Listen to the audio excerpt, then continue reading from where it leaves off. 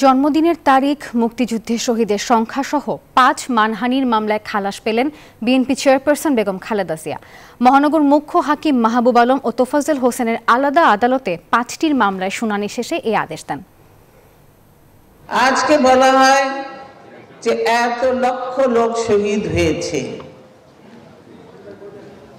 এইটা নিয়েও অনেক বিতর্ক আছে যে আসলে কত শহীদ হয়েছে মুক্তিযুদ্ধের সময়, এটা নিয়েও বিতর্ক আছে, নানা বই কিতাব আছে। 2015 সালের 21শে ডিসেম্বর জাতীয়তাবাদী মুক্তিযোদ্ধা দল এই সমাবেশের আয়োজন করে। এখানে শহীদের সংখ্যা সঠিকভাবে নির্ধারণের দাবি তোলেন বিএনপি চেয়ারপারসন খালেদা জিয়া। তার বক্তব্যের বিকৃত ব্যাখ্যা দেয় তৎকালীন সরকার ও মন্ত্রীরা।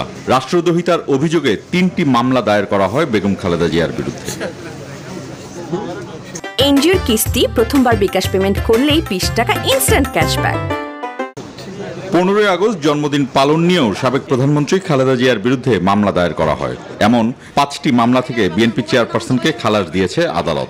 ওই সরকারের মদদে ম্যাডাম খালেদা জিয়ার বিরুদ্ধে একের পর এক মামলা করেছে এবং আদালত সরকারের প্রভাবে তখনকার সময়ে সেই সকল মামলা আমলে গ্রহণ করতে হয়েছে। আদালতে এসব মামলার বাদীর পক্ষে কোনো আইনজীবী অংশ নেয়নি। আজকে দীর্ঘদিন পর আদালতের কাছে আমরা বিষয়টা লিখিতভাবে অবহিত করেছি।